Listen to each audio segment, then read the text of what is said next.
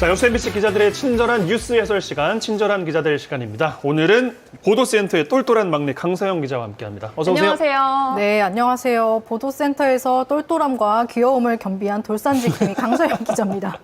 네, 똘똘함과 귀여움, 게다가 미모에 거기다가 사안을 세밀하게 파헤치는 능력까지 다 갖춘 강서영 기자와 함께 오늘 첫 번째 이슈 바로 시작하도록 하겠습니다. 돌산 자연훼손 문제와 관련해서 시의회에 이 난개발조사위원회가 출범을 했죠. 네, 그렇습니다. 저희가 최근 돌산 소미산의 불법 개발 행위를 연속 보도를 해드렸는데요.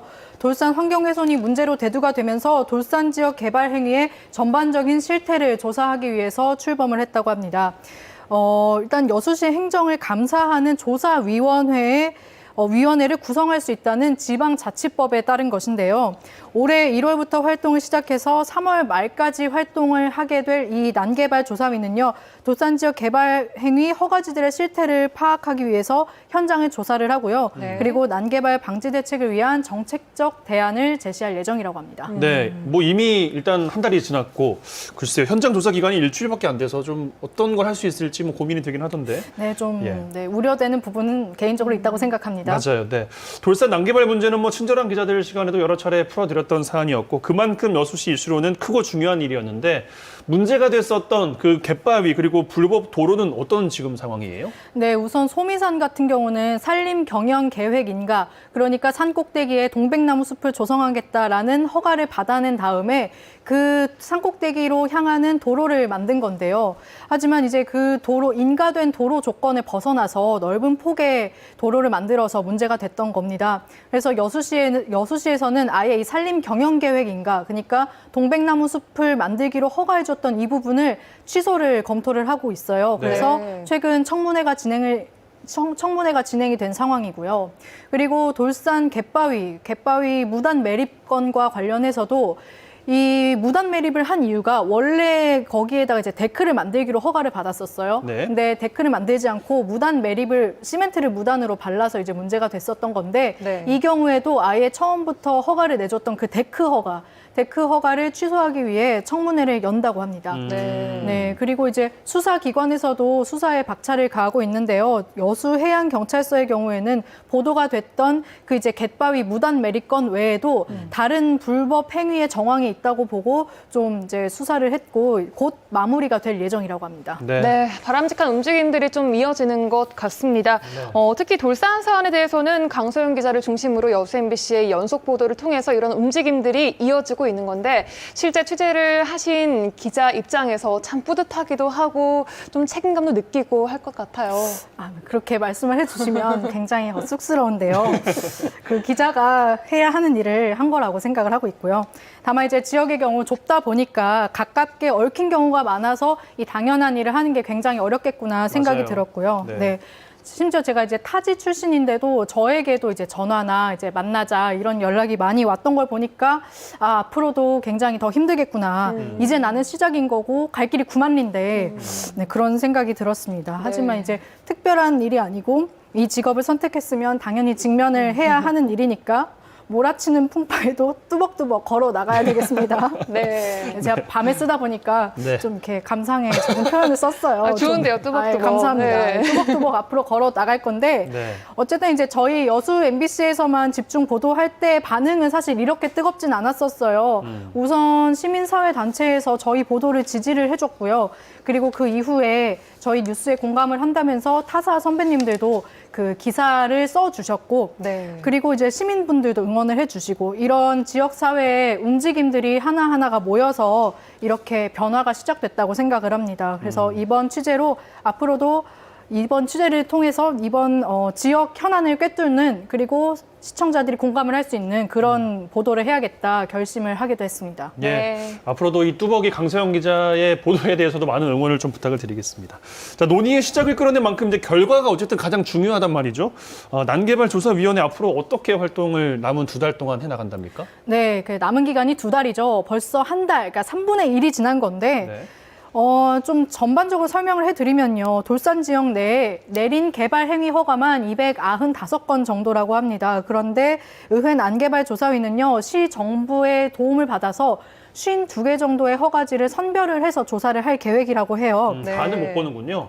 반 이상을 못 본다고 봐야죠. 거의 네. 300여 개 중에 50여 개 정도면 그렇죠. 6분의 1 정도인가요? 굉장히 적은 표본이라고 개인적으로는 생각을 하고요. 하지만 네. 이제 사정이 있을 테니까 논외로 하고 이렇게 52개 정도를 조사를 한 다음에 보고서를 만들고 그 보고서를 시의회 본회의에 상정을 하게 된다고 합니다. 그래서 네. 그 조사 결과 보고서가 어떻게 나오느냐에 따라서 어떤 내용이 상정이 되느냐에 따라서 대책도 조금씩 달라지겠죠. 그렇게 제도 개선안이 마련된다고 의회에서는 이야기를 하고 있고요. 네.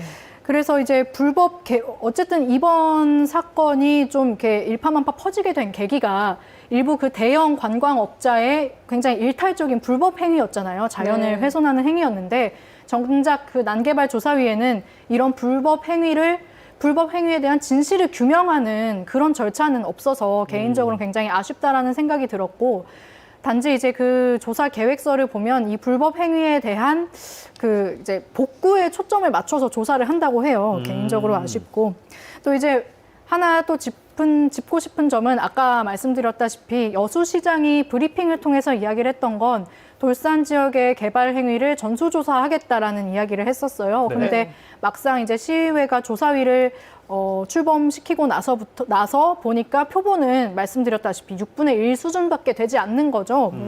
그 부분에서는 굉장히 개인적으로 아쉬움을 계속 느끼고 있는 상황이고. 뭐 역할은 다를 수 있으니까요. 네, 뭐. 역할은 다를 수 있으니까요. 입장도 다를 수 있고. 하지만 이제 아쉬운 마음은 감출 수가 없고 어쨌든 추후 보도를 통해서 관련한 내용 계속 전해드리도록 하겠습니다. 네, 저희도 계속 지켜보도록 하겠습니다. 자, 두 번째 이슈 넘어가 볼게요. 어제 리포트로 보도가 된 내용인데요.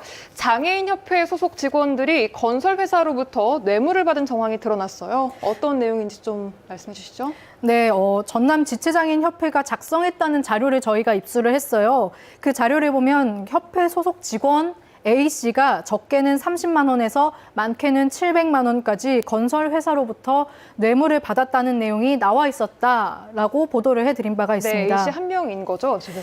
네? A씨 한 명인 거죠? 예, 네. A씨 한 명이 그렇게 받았었고요. 그래서 장애인 시설은 물론이고 카페 그리고 다중이용 시설, 병원 이런 다중이용 시설들은요 법적 기준에 맞춰서 장애인 편의 시설을 그 기준에 맞게 설치를 해야 돼요. 네. 점자블로 장애인 화장실 등등등 이게 다 포함이 되는데 필요하죠. 네, 근데 이게 조사가 굉장히 철저해요. 생각보다 철저하고 건물 설계 단계에서부터 검사를 받아야 된다고 합니다. 그래서 이 검사를 통과를 하지 못하면 착공이 어려울 수도 있고 준공이 안 될 수도 있어요. 준공 검사를 통과하지 못하게 되는 거죠. 네. 그래서 이제 건축업자 입장에서는 빨리 이거를 통과를 하고 싶어 하는 거예요. 검사를. 그래서 어쨌든 뇌물 의혹을 받는 A씨의 업무는요. 이 장애인 편의시설의 적합성을 검사하는 업무였습니다. 네. 어쨌든 이제 전남 장애인 협회 측에다가도 저희가 컨택을 해봤어요. 그쪽에서 이제 일부만 인정이 됐다라고 말을 하고 있는 상황이고요. 그 세부적인 내용을 좀 설명을 드리면 네. A 씨는 다른 4곳, 그러니까 이제 5개 건설사로부터 돈을 받았다라고 나와 있는 그 내용 중에서 4곳으로부터는 사실 확인서를 받아왔다고 해요. 그러니까 그 4개 회사에서 우리는 돈을 주고받지 않았다. 서류를 써준 거죠. 그리고 나머지 1개 회사에서는 그 230만 원이 오갔다고 나와 있는데 200만 원은 받자마자 돌려줬고 30만 원은 좀 나중에 돌려줘서 이제 30만 원 정도만 인정이 됐다. 그게 이제 전남 협회 측의 이야기입니다. 네. 네. 그래서 A 씨는 결국에 다 돌려줬기 때문에 나는 재산상의 이익을 취하지 않았다라고 이야기를 했지만 어쨌든 뇌물로 인해서 무리를 일으킨 것은 인정을 한다면서 스스로 사직서를 낸 상황이고요. 네. 이제 의문이 드는 거죠. 이 하나의 직장인데 정말 30만 원만 받았기 때문에 물러났을까? 의문이 제기되고 있는 거죠. 그래서 이제 경찰서에서는 이와 관련해서 수사가 진행 중인 상황입니다. 네. 애초에 안 받았어야 되는 거잖아요. 받았다는 게 일단 문제인 거잖아요. 이제 그런 이야기죠. 나는 받을 의도가 없었지만 집에 와서 주머니를 보니까 200만 원이 있었다. 200만 원이 꽤 두꺼울 텐데. 그렇습니다. 굉장히 주머니 무게 넣기엔 있을 좀 텐데. 볼록 튀어나오지 않았을까 생각이 들긴 하는데. 뭐 그럴 수도 있겠습니다. 알겠습니다. 네. 뭐 이렇게 뇌물을 받고 봐주기식으로 허가를 내주면 생기는 문제는 뭐 안 봐도 뻔한 거 아니겠어요? 그렇습니다. 아무래도 공정성의 측면에서 바라보면 돈을 실제로 처벌을 할 때 그 공무원 신분에서는 돈을 받기만 한 것도 문제가 되거든요. 네, 그렇죠. 그렇기 때문에 이 전남 장애인 협회 소속 이 직원은 공무원 신분이에요. 그러다 보니까 처벌을 좀 받을 수도 있는 거고, 어쨌든 이제 그 설명을 다시 해드리면요. 뇌물 의혹에 휩싸였던 이 해당 건설 업체도 제가 찾아가 봤어요. 근데 네. 별것도 아니다라는 이야기를 해요. 이게요? 네. 그러니까 왜냐하면 액수도 굉장히 적은 거 아니냐. 230만 원을 이야기를 해도 적은 이야기이고 적은 거고 큰 문제가 아니다라고 이야기를 했는데, 그만큼 이제 건설 업체에서는 굉장히 돈이 많이 오가고 있겠구나라고 추측을 할 수 있는 대목인 그렇네요. 거죠. 네. 어쨌든 근데 이번 문제는 뭐냐면요. 단순한 뇌물이 아니라 말씀드렸다시피 아까 말씀드렸죠.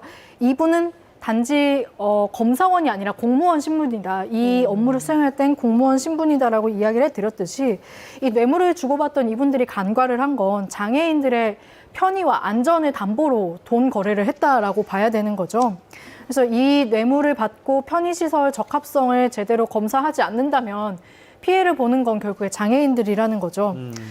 그래요. 보통 이 건축업자들은 그런데 뭐 때문에 이렇게 돈을 그 감사하는 직원한테 주는 건가요, 보통?